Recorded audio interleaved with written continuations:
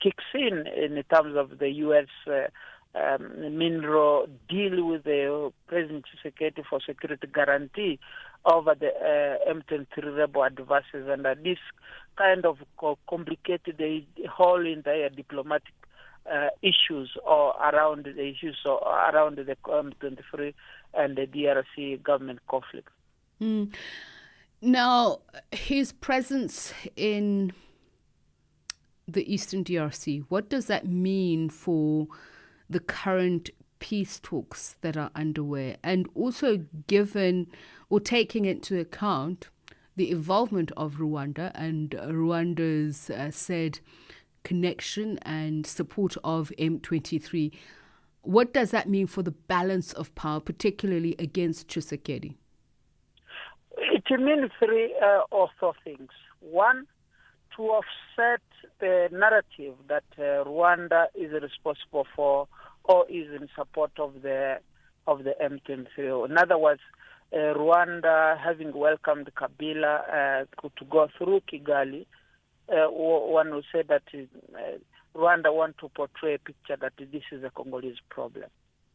The second aspect, it complicates the matter even worse for the Congolese government to enter into talks with the M23 as well as the government of Rwanda.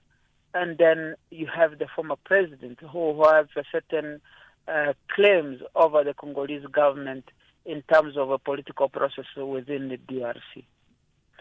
The third is around the international dynamics, particularly with the U.S. mineral deal with the Congolese government. You would know that Mr. Kabila have already pressure over the U.S., approach to his government, saying that he was involved in human rights violations, and therefore he's not the person that the U.S. would see working with in terms of the Congo affairs. Then the third, it divides the country in political sense and also in diplomatic sense, because Mr. Kabila has got connections, or one would say diplomatic clout in terms of regional dynamics, giving the East African influence as well as the SADC influence. You have Mr. Kabila, roaming around the SADC region, having deep diplomatic ties with countries like South Africa, Namibia, and Zimbabwe, as well as Lesotho. And those are issues that for people who watch the Congolese dynamics and the Congolese conflict would fairly notice that these are going to complicate further the resolving of the conflict in the Eastern DRC, because on the other hand, one don't know whether to pursue the former president and his political and diplomatic ambition within the country and his economic interests in the region, or pursue the M23 as a proxy militia, as a proxy rebel group supported by Rwanda, coupled with that with Rwanda's interest in the Eastern DRC, then also the international layer to it with the United States trying to hoard the mineral resources of the Eastern DRC vis-a-vis China's influence. We know that much of the resources, the mineral contracts that was signed under Kabila's government, much of it under Chinese holding, Chinese companies holding. So these are the issues that perhaps one needs to watch further in trying to understand the complexity, the dynamics that involves the conflict in the DRC. And I want to talk about future democratic processes. You spoke about Corneille Nangaa and the role that he plays now in the rebellion. We now have Denis Kadima, who has, through his role as head of the Electoral Commission, he has confirmed a second term for President Tshisekedi. There's always been questions around the the legitimacy and the independence of the INEC. So in this case, and that is not to say that one's politics cannot change, but does it say something about the electoral system in the DRC, given the maneuvers and machinations we're seeing now?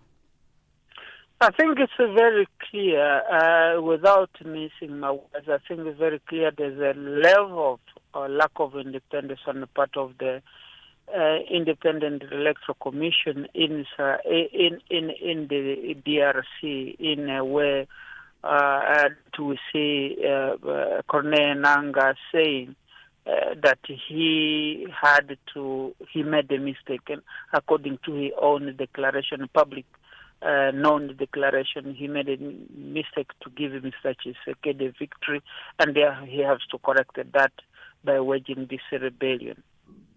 Two, Mr. Denis Kadima has been with the Electoral Independent Institute, yes, of Southern Africa. Of Southern Africa. And for the fact that on the recommendation of the opposition in Congo, as well as the Catholic Bishop Conference in Congo, he was appointed to the Independent Electoral Commission. But however, it has turned out that Mr. Denis Kadima is a close ally of President Tshisekedi, and therefore questioning the credibility of his own independence in terms of running the Electoral Commission in that country. So these are complexities that show that put into questions the credibility and the independence of the Electoral Commission in the DRC to be fair and independent in terms of managing the elections affair, particularly with the political processes and among the top leaders in the country. And I'm saying this from a person who is so close and knows the inner workings of the DRC political processes. All right. Nixon, thank you very much for your time. Nixon Katembo is Africa Affairs analyst and a colleague here at Channel Africa at the Kiswahili service. It brings the time to exactly 20 minutes past 9. We are on Open Views audio bouquet. Channel 628. At the forefront. The most pressing issues on Africa World Hour with Tshepiso Makwetla. Channel Africa.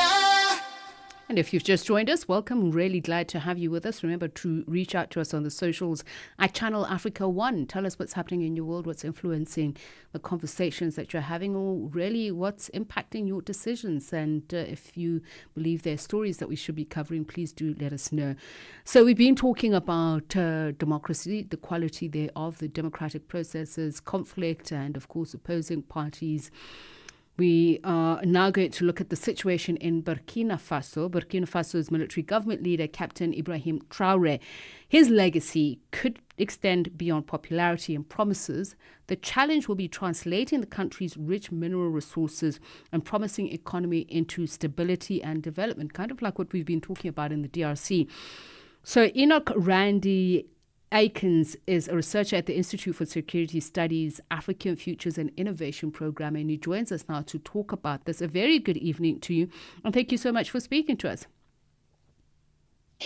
Good evening, and thank you very much, Tshepiso, and good evening to your cherished listeners as well. So isn't it interesting that you raise this issue as we see the leader of AFRICOM, say U.S. General Michael Langley accused General Traoré of using the country's gold reserves for his personal security rather than the national benefit. What are your thoughts on that statement?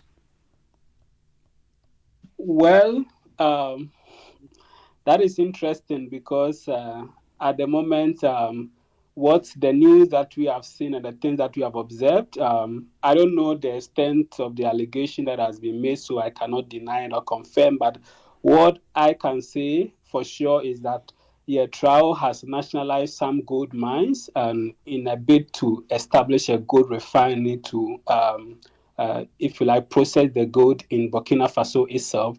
So that is what is confirmed. As to the allegation, I'm unable to confirm or deny that at the moment. But it is interesting for a young leader of 36 who's made radical moves that obviously would have angered established Western-led powers who have ensconced themselves on the African continent, liberating our minerals and even ensuring that we are still paying monies to them to live on the African continent.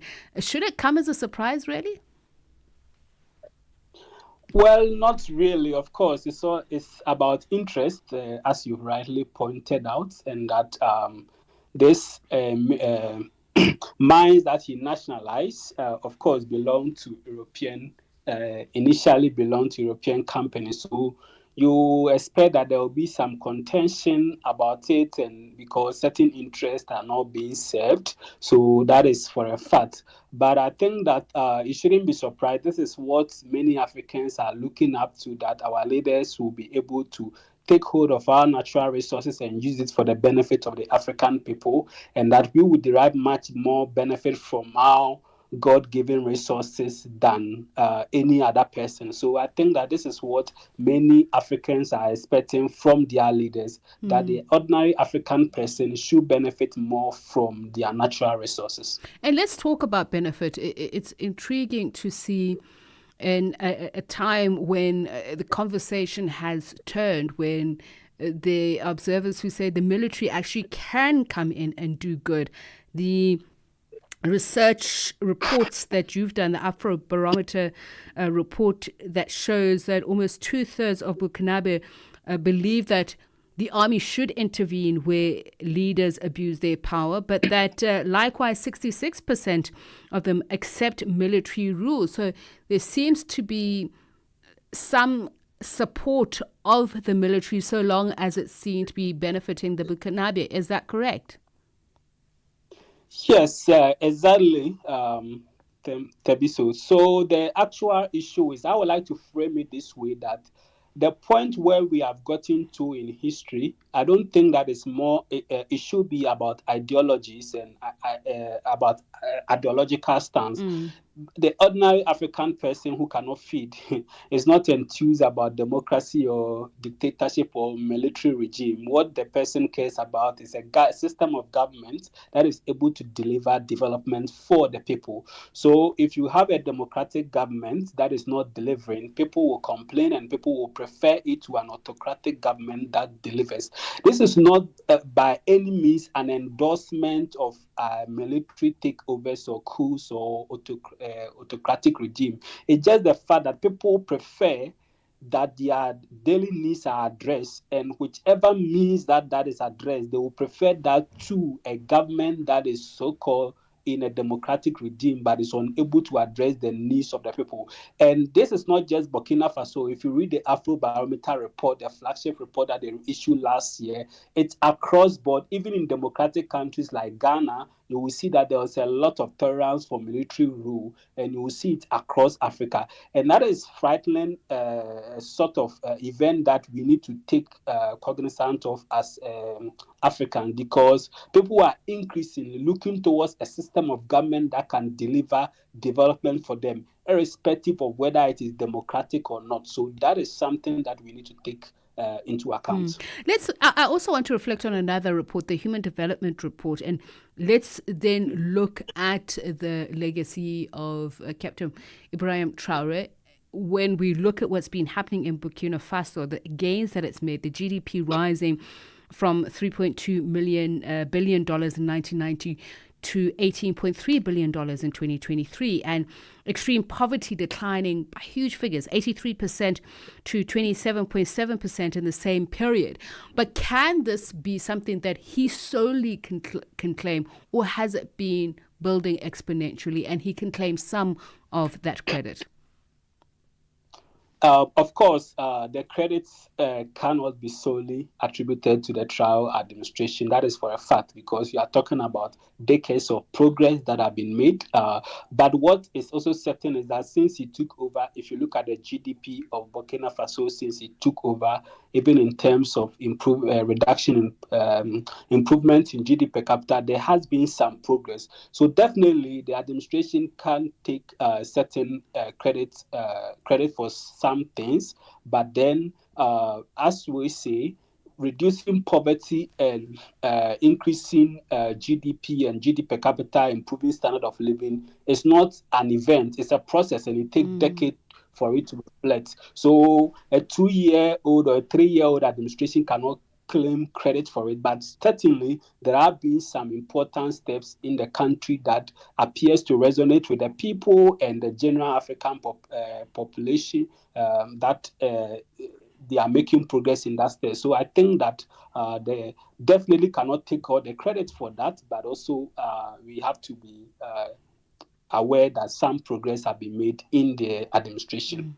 And he's certainly made a huge push to further industrialize Burkina Faso and ensure that there is self-reliance. I mean, it has, a great deal of natural mineral resources, bauxite, we have diamonds, etc. But we've seen radical leaders come and go, some who have given hope. So what do you then see as General Traore's legacy, given the fact that some of these amazing leaders have also been killed off by Western countries?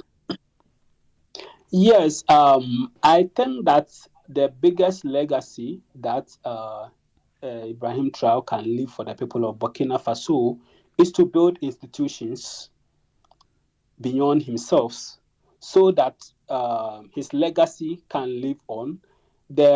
For instance, the building of the industrialization plan is good, but then you need institutions to be able to run them. You need a public sector that is devoid of corruption, nepotism, inefficiencies to be able to maintain state-owned enterprises. We have seen so many state-owned enterprises across Africa that have been run down because of politics, because of mismanagement, and because of inefficiencies. So he has to learn from the failures and successes of those and then be able to do it well. And you can only do it when you build strong institutions to be able to manage some of these things. Of course, there have been leaders who have attempted these things and then they were not successful, and you have alluded to some Western influence and all of that, which, yes, they exist. But you have to also be aware of the times that we live in, that now the African is increasingly becoming conscious of some of these Western influence that we talk about, or colonial or new colonial powers influence that we talk about. So now the ordinary African is able to decipher between what is good and what is wrong and be able to rally support behind their own. So I really wish that some of these policies are translated into real life gains for the ordinary Burkinabe, so that they can see improvement in their standard of living. Of course, but then you cannot do this without building strong institutions that is able to run the state. The biggest challenge with most African states is what we call government effectiveness. The government is not effective, and that is mostly because of corruption and other things that makes the state weak. And if you don't have a government that is effective, or not even a government, a state that is effective, the state cannot run any proper business. It doesn't matter the leader or whoever is in charge. So I think that the Ibrahim will do the Burkinabe a lot of good by focusing on building strong institutions, building the capacity of the state to deliver. That, for me, will be able to yield more development dividend for the people. I thank you so much for speaking to us, Enoch Randy Aikins, researcher at the Institute for Security Studies. Studies African Futures and Innovation Program, just looking at the leadership of Captain Ibrahim Traore, the legacy that exists now, and whether or not it can go beyond popularity and promises, saying basically that as long as the correct governance architecture does not exist, that it will just end in that excitement that has shown some gains but won't really instill and entrench democratic order. It brings the time to 28 minutes to 10. Get the news, music, and lifestyle of Africa on Channel Africa, the African perspective. At the forefront, the most pressing issues on Africa World Hour with Tshepiso Makwetla. Channel Africa. And it is indeed 28 minutes to 10 here on Channel Africa, the African perspective. You are listening to Africa World Hour. We'd like to hear your thoughts on some of the stories that we're covering, and also just your perspective on what is happening on some of these contentious issues. So, as we mentioned, South Africa gearing up for Freedom Day on Sunday, which is the 27th of April. The focus typically falls on hard-won political rights, but with record levels of youth debt and unemployment. Director and head of legal at Milo Legal, Reynard Delanga, is urging consumers to reflect on a more personal form of liberation, financial freedom. For more on this, we joined on the line by Sivuyile Maziche, Digital Communication Specialist at Milo Legal. A very good evening to you, and thank you so much for taking the time to speak to us. It is an important discussion at a very important historical time, but it's become a Bride Day, and we've been speaking about this for years in South Africa. That's just become another public holiday. And I'd imagine with tough times that we are in now, the quality of life having deteriorated so much, it must be very difficult to think of finances and freedom in the same sentence. Good evening. Thank you so much for having me. It is quite a saddening picture that we see in South Africa, especially seeing that the surge is particularly targeting the youth that's under 35. So we're looking at Gen Zs here that's leading the surge in terms of opening new credit agreements for nearly like 62% of total credit. It's Gen Zs. So it's quite saddening. It shows just a lack of, financial literacy or information that's available to the youth out there right now. So what is the state of affairs? Have you done studies on what are the levels of financial independence? I think that the levels of financial independence right now, it's quite difficult to for our youth to understand what comes with credit. I think that we're not taught about credit from high schools already.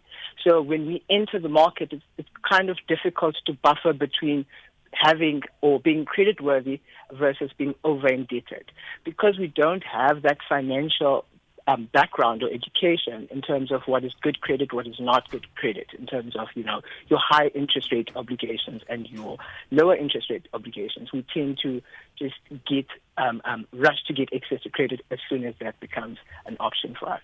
Okay, so when we talk about the debt situation, obviously some of the young people we speak about are new graduates. Some of them have Correct. not had an opportunity to build up any kind of resources. And obviously families are different in terms of their, financial legacy. 100%, yes. So tell me what the situation is. I do think that obviously looking at South Africa right now, we have also a high employment rate. So I think we need to look at both ends of the spectrum. As much as we do know that we're in the, influencer era, everything we're just seeing right now is how, you just bought a car, you just bought a house. You don't see the process to get there. We also need to balance and look at the other side of the coin, which is that we have a high unemployment rate for youth.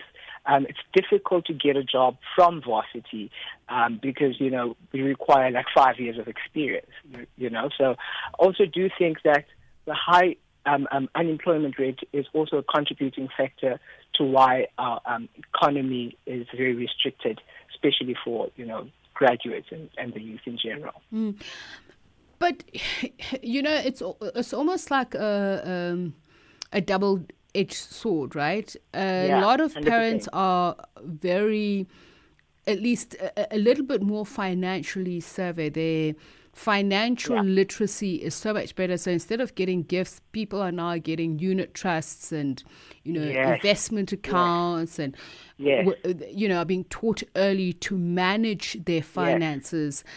Yes. But how much better are they doing than the previous generations who've actually had to work for every penny that they have and still had very little financial literacy?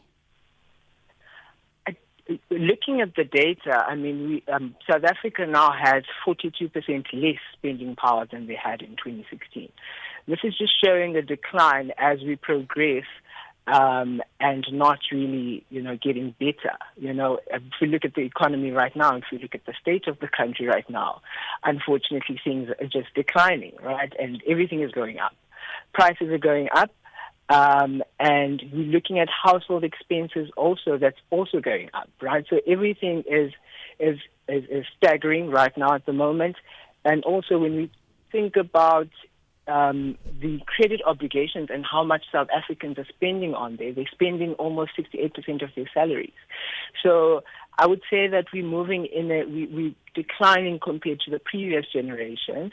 And I think that's because of the lifestyle. That's because we're no longer living beyond our means, and because, of the era that we're in. We're in uncharted waters right now. And just looking at that Economic Freedom of World report, what exactly does it look at? And obviously, countries are very much unequal. Inequality is a definite thing in South Africa, but also just looking across the world, the levels of inequality are very high. So what does it measure exactly? The World Report essentially looks at the access to economic opportunities, right? And when we look at South Africa, it's still quite heavily restricted. We're looking at what opportunities the youth has access to in terms of employment. We're looking at access to capital, perhaps, to start businesses. And our previous focus last month was, talking about business data and women. There's so much inequality still with the gender pay gaps and all of those other things. So the report focuses on the level of access that South Africans have, to economic opportunities and how close they are to financial independence. And so when we look at the financial tools available to enable families to build intergenerational wealth and escape the cycle of debt. Yes. Have they improved over the years? I mean, when we know the quality of, or the value of the rand, for instance, is so much weaker than at a certain point. But now 100%. More than ever, we're being told, save, save, save.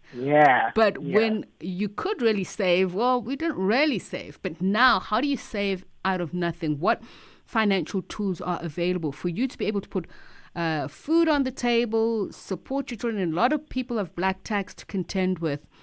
Tell me about the evolution of that. Has it really improved our lives? I think we've all heard about budgeting and saving a million times, right? And when we look at day-to-day lives, it's kind of difficult to be able to do that, with unexpected, appliances breaking around the house and, having no access to emergency savings for things like that. So it's quite difficult to save. But I really think from, looking at it at both ends of the spectrum, to target consumers with debt, I would definitely say the first step is to review your current credit obligations, look at the T's and C's, look at, are you actually paying off the debt or are you just stretching the interest, right? And I'd also advise people to seek more information. Go speak to professionals like Milo Legal. Help them guide you on what tools are available, right? I mean, we can introduce certain programs. There's so many programs that can act as financial relief for people, for South Africans rather. Such as the debt mediation program, where we're able to, negotiate on behalf of you, but without getting you the breach of your flag or anything like that. But that sort of releases the anxiety of getting creditor phone calls and all of those things. So the tools are available to help the youth right now in terms of improving budgeting and improving saving. And that doesn't mean necessarily there's no fine. You can have the pie. You can have a 50% of your salary going to your credit obligations, your 30% going to your expenses, and you take that 20% and you put it aside. Well, thank you so much, Sivuyile Maziche, Digital Communication Specialist at My Law Legal, just speaking to us about financial freedom as South Africans gear up to celebrate Freedom Day on Sunday. But the question is, are we free of not only debt, but are we living the lives that actually belie financial freedom or freedom in general in its conceptual sense? It brings the time to 28 minutes to 10. You are listening to Africa World Hour. When the sun goes down, we don't stop the talk. Channel Africa, the best nighttime radio. At the forefront, the most pressing issues on Africa World Hour with Sipiso Magweta. Channel Africa. Okay, so as we look towards the 27th of April, Freedom Day, as we mentioned earlier on, we now speak to one of South Africa's greatest musicians and artists, Ntate Caiphus Semenya. His more than 80 years of craftsmanship is defined by international renown and achievements. His first show was actually at the age of 16. Ntate Caiphus Semenya has also been married for more than 55 years to a fellow South African icon, Mele Tambulu. A very good evening to you, Ntate Caiphus. Thank you so much for speaking to us. All right, we're going to see if we can get him back on the line. We're going to look at Ntate Caiphus Semenya and his many years of being involved in not only the music industry, but remember he got into the music industry as part of political protests, how he came back and continued his valiant efforts of trying to move South Africa in the right direction, the kind of freedom, political freedom that they envisioned. We're just speaking about financial freedom, but it's not even just that. It's just about freedom in the sense that as Black South Africans, we can stand tall, walk proudly in South Africa and feel like this is the land of our forebears, that we belong. So we do have Ntate Caiphus Semenya back on the line with us. Ntate Semenya, good evening. Thank you so much for taking the time to speak to us, Ntate. Good evening, Lega.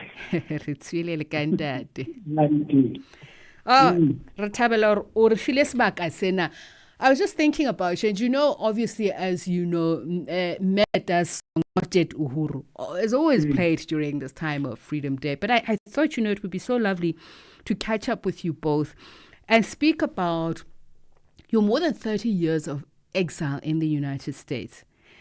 When we talk about Freedom Day, you're in South Africa now. What kind of thoughts does it conjure up? What are you thinking when you hear the word Freedom Day, and what you thought about when you were back there in the United States thinking of coming home? That's a very difficult question. I know you're up to the task. Because my idea of freedom is not represented here at the moment. I see that especially because when we were outside and when we were inside before we left, we saw how poor our people were, very poor. Mikuku, shanties all over the place, no decent work for us. So for me to say there's freedom, I will say there's freedom that I don't carry a pass no more, and no one asks me for a pass in the street. But as far as everything is concerned, it's not yet Uhuru. And I'm glad that you say that, in a sense, the freedom is cosmetic. And I think for a lot of people, that is the disappointment with post-democratic South Africa. But I think we can well argue that there have been some meaningful changes. But I want to go back those many decades ago. You were there, Libo Mamleta, Libo Mazibo, Miriam Makeba, Bo Prahuma Sekela, Montate Jonas Kwangwa, whom I know you're very close to. When you were sitting there and reminiscing, and I know some of these things are purely aspirational, what did it look like? You know, when I remember at the time when they were passing out those religious books, not the Jesuits, but I'll remember now, that, you know, the land of milk and honey. Was that what you thought about when you thought, when we finally go back and, you know, the guns are laid down and we say we are going back home? Was there a particular thing that you had in mind? People bring it down to the houses that people live in or the salaries. What did it look like for all of you when you're sitting there in the United States working and working towards freedom for South Africa? You know, Akeri, most of us, both you, both Gwangwa, so we remember our grandparents, you know. I was raised both by my maternal and paternal grandparents. And they would talk about how free they were before colonization. You know, they had land, they had cattle, they had sheep, they had everything. And my grandmother used to say, we asked for nothing from nobody. And when I came back here, my aunt used to live not far from Alex. You know, they had a freehold place out close to Rustenburg. You know, they had cattle, they had everything. And when I came back here, my aunt was here, Kotladi. All that was taken away from her. You see? And that's very painful, because I remember we used to spend a lot of Christmas time with our aunt, and because they had cattle, they would slaughter a sheep, and then when we would come back home, they would give us provisions from Godiplasing from their farm, and it was nice, even though it was still apartheid, but they had things that belonged to them. So you come back here, you find my aunt in a little 4-room house, Kotladi, when she had 2 farms that were taken away from her. So it's safe to say, Ntate Seminya, that the ideals that we had about democracy have not been realized. No. Because even the mines, we still don't own the mines. We don't get the gold as it belongs to multinationals. It's like Corona, we are just visitors in this country. You know, it's like we're being done a favor. I want to look at how you expressed this, and you continue to express it through music. Ntate Caiphus, as I mentioned, you started performing at the age of 16. Am I right? Yeah. What were you doing with music then? What were you thinking? What was coming in your mind, out of your mouth? Well, I remember that you grow up surrounded by all these adults, and of course you grow up in a certain culture, you know, where you learn so many of the cultural values and norms and so on and so forth. So as we grew up, you know, we had, for instance, for me personally, one of the greatest influences that I had was from the Manhattan Brothers. They called themselves Manhattan Brothers. And then there was the Packers, the Woodpeckers, and there's the Ink Spots, you know, and all these guys used to sing songs that we copied as kids, you know. Like, for instance, the Manhattans had a song, Baile Bonna ke Baile Mosebetsing, Mankani Simo Metsi a Kgoang Nala, you know. And this song talks about the mine workers, you know, And Hugh repeated that song in a different way when he sang Yes. Sinela. Yes. Remember Sinela? Yes. Hugh was on the same line of that song. So there were so many things that a lot of our parents and our teachers in our classrooms, they did not forget that we were colonized and we did not have freedom, and our land was still in the hands of our colonizers. That's how we grew up. So that does mean at the age of 16, were you then repeating those songs? And at what point did you start then, composing, bringing your own consciousness into these songs? Yeah, when I was, especially, when I was in the States now, but I started here. I worked with Gibson Kent for some time. Remember, Gibson Kent followed up with How Long, Yeah. So, and going to, we used to spend a lot of time at Godoke House, which was the Union of Southern African Artists. If you remember Zakes Mukai and Arthur Fugard, both of them are late now, they introduced plays, the South African theater style that John Carney has adopted now.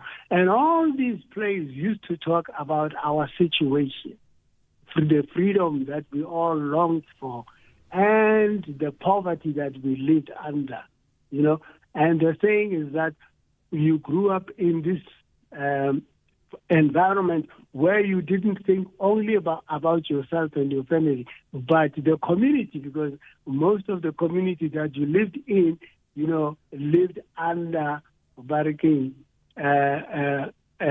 difficult conditions. And work was not that much available. And if they did have work, the pay was pittance, So you grow up until being more or less like a little Mandela and a little Tambo who wants freedom, total freedom. That's me. I like what you're saying, that, that was the thing about being black at the time. It was about the spirit of community. The village was actually literally in every home. So I want to look at when you were in the US and you were doing important work like Roots, Libo, Ntate Quincy Jones. I mean, you were part of that production team there. And I want to talk about when you leave South Africa and you go to the US and you start thinking about the human condition and you start thinking about the black man, were the similarities enough, or were there differences that were just so compelling that it was so important for you to come back home and live here at home to fix? Yeah. So I don't know, where do you live? So when we go to the U.S., we went straight into Dr. Martin Luther King's struggle for freedom. Well, so there it was again. African Americans were marching, for freedom. Police brutality stop. Marginalization in the bank stop. Let us live where we choose to live. So all these things were there, even though there was a little much more freedom than here in South Africa.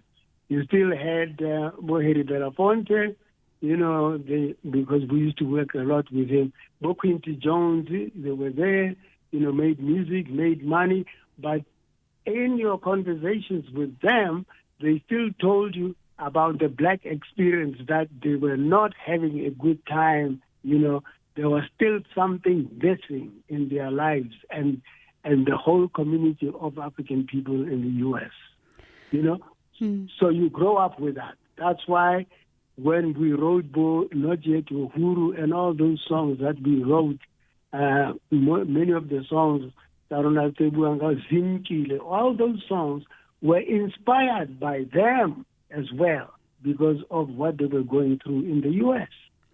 So come back home, and that this means you've done a lot of work to try and teach the young people about not only music, excellence thereof, but just also progressive thinking around, humanity, around freedom. You did productions like Bomolo Fishi, Vicious Circle, Hawamoto. Looking at the offerings we have, in our media. Is it enough? Is it enough to create the kind of freedom that we yearn for? It's still not enough, And I understand, in human affairs, things don't happen overnight, like that. But one should see and sense a sense of movement towards, the proverbial light at the end of the tunnel. You know what I mean? You should see it. It should be palpable. But in our case, it's not. It's not there. And we talk to our youngsters. Some of them have given up already, They don't have that spirit that we had as youngsters. But then you are given courage by the fact that you still have Bo Malema, and all these young people who still want freedom. And they are not saying they want to kill anybody. They want to do it democratically. They still want that. So the fight still goes on, and there are still youngsters who listen, and some of them, they do it in hip hop. Right? So, they talk about the problems that the youth are facing, their parents are facing. So it's still there. In other words, the struggle goes on. And let me thank you, because I know you're continually doing so, fighting also for the struggle, not only of equality, but to be seen and to be safe for women to feel free in South Africa. Because we're going to end with one of my favorite songs of yours. I think I've told you that. Because Releboha Matsoa Hao. No, Oliver had number, and you've encouraged me. I'll write more about women. Thank you, Tate Caiphus. Tate Caiphus Semenya, South African legend who is world-renowned and has done amazing work, just speaking to us about his idea of freedom.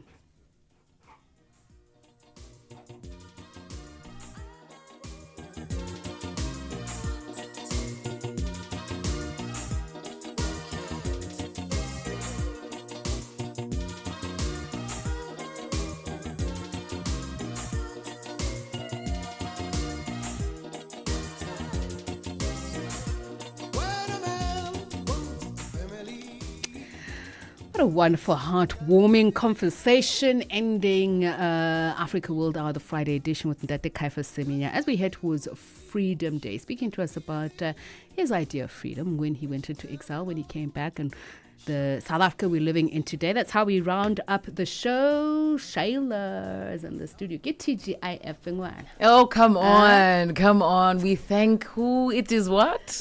I love it. So on the show today, we have a feature called Upendo Letters. So Upendo is love in Kiswahili. And the idea is that people anonymously send us their issues in their relationships. And we have a specialist come through, and our specialist is usually a celebrity. And today we have a media specialist. He's a digital strategist. He's an entrepreneur, and he's part of the family. His name is Fiso Hlophe. And he's going to be joining us, helping us debunk. Can he turn the camera on himself? I highly doubt it. It's such a pity. It is. Hey, yeah, cool, mama's relationships. Who's Fiso? I don't leave work for an hour. So you are going to get the full edition. Have no doubt that the man behind the lens knows it all.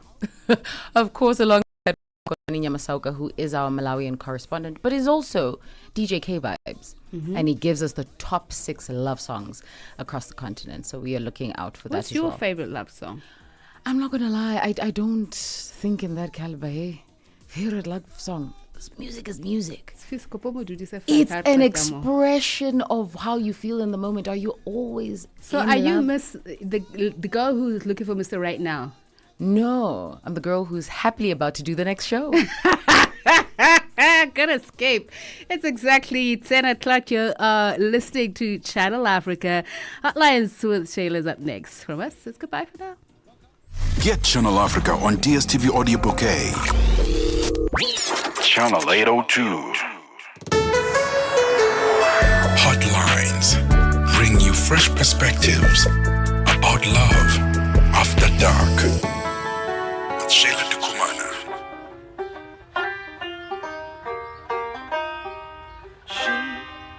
just woke up, feeling like there's something to do. And she felt butterflies like bubbles tickling inside.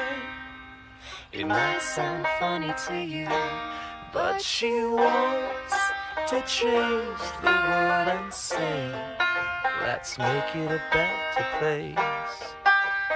One day at a time, fill the world with a smile, fill the bottle like a child.